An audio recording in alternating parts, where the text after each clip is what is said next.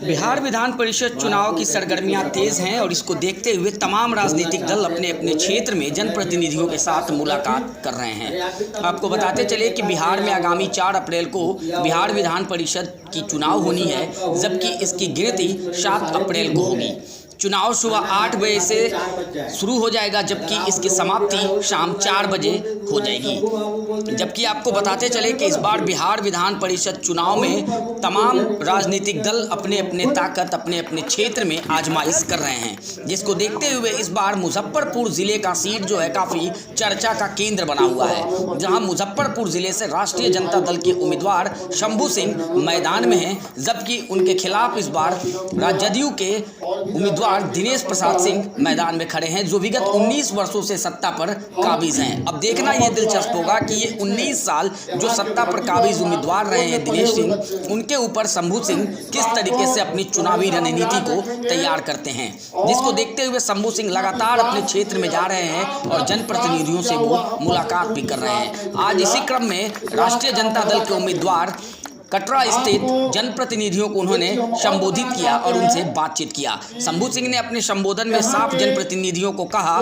कि अगर वो 12 बजे रात में भी शंभू सिंह को खोजेंगे तो वो उनके साथ कंधे से कंधा मिलाकर खड़े हो जाएंगे। साथ ही साथ उन्होंने विकास की बात कही, जो नगर निकाय चुनाव में खास करके कभी भी चर्चा का केंद्र नहीं रहता था। बिहार विधान परिषद चुनाव में आमतौर पर लोग ये जानते थे कि चुनाव किस तरीके से आता है और किस तरीके से चला जाता है, इसकी आहट और सुबुगाहट कभी आती नहीं थी। लेकिन इस बार मुजफ्फरपुर का सीट उदाहरण देता हुआ नजर आ रहा है, प्रतीत कर रहा है कि किस प्रकार से बिहार विधान परिषद चुनाव में भी राजनीति सरगर्मियां तेज हो सकती हैं और इससे आने वाले समय में निश्चित तौर पर जिले का किस तरीके से विकास हो सकता है। बहरहाल आइए आपको सुनाते हैं कि शंभू सिंह क्या कुछ कह रहे हैं जनप्रतिनिधियों को और उनकी बातों में कितनी सच्चाई है। ये तिरहुत न्यूज अपने ग्राउंड रिपोर्ट से आपको दिखाने की कोशिश करता है।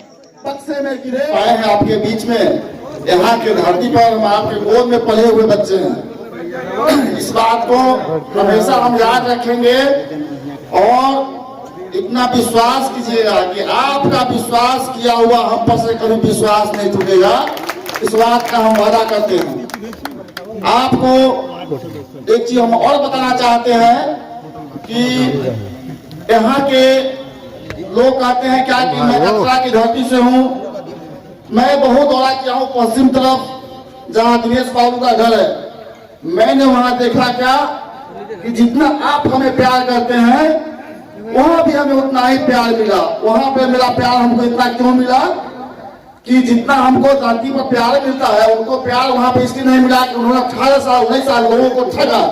जो व्यक्ति ठगता है वह अपनों का प्यार खो देता है। और भाइयों इतना याद रखिए कि इस चुनाव में जो मेरा सपना है वो आपका सपना है, हमारे राष्ट्रीय अध्यक्ष माननीय श्री लालू प्रसाद यादव जी का सपना है, प्रतिपक्ष के नेता तेजस्वी प्रसाद यादव जी का सपना है।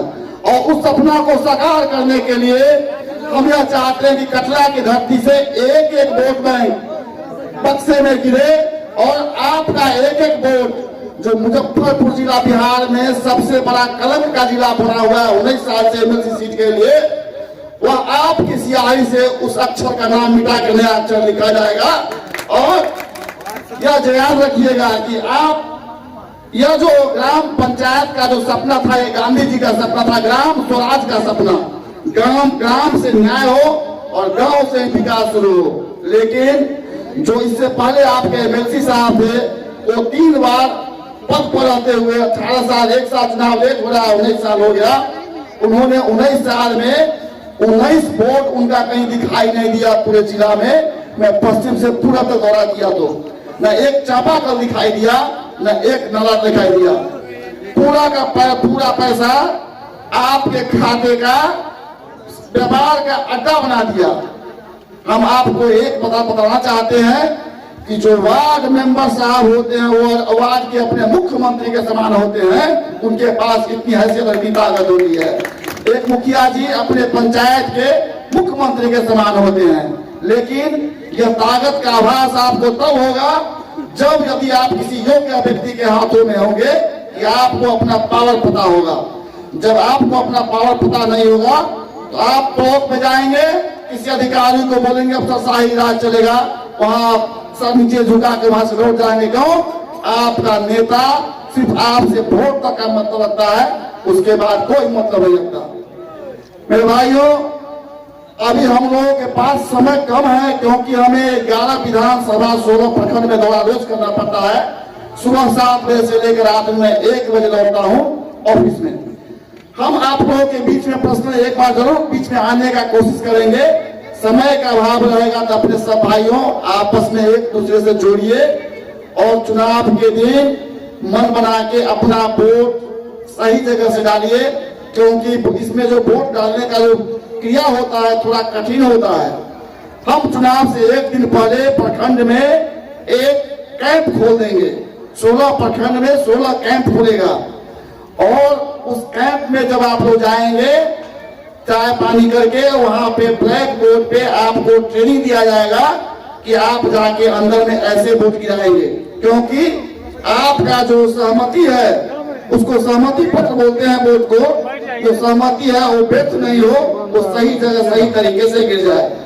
और आप लोग एक बात का जरूर याद रखिएगा कि दिनेश बाबू कहते हैं कि पहले उनका एक सपना था क्या कि मैं पैसे के दम पे चुनाव जीतता हूं, लेकिन धनबल और जनबल का हमें नारा दिया और आज दिखाई देता है कि धनबल हार गया और जनबल जीत गया।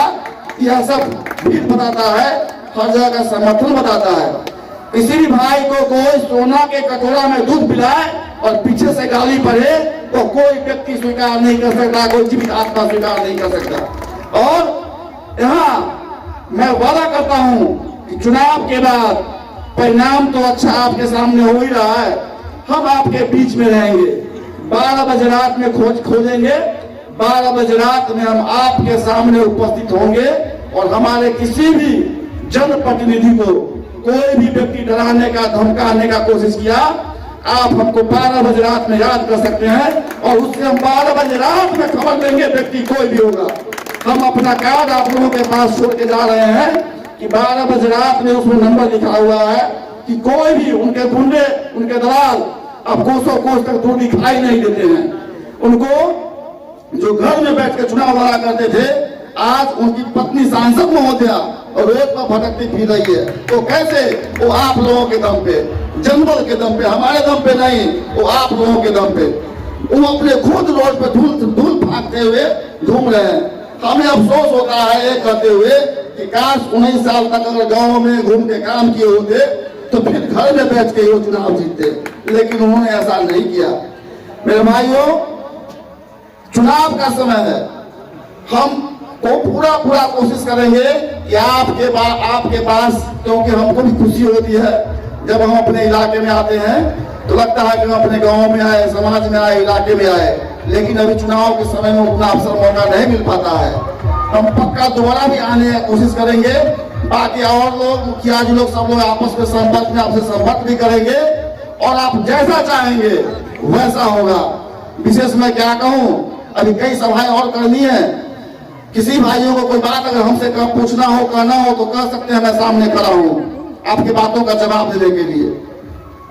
और अभी कई ठो सभा होना बाकी है, तो हमें अभी कई जगह जाना है। तो इसी शब्दों के साथ अपने वाणी को हम विराम देते हैं। जय हिंद, जय भारत।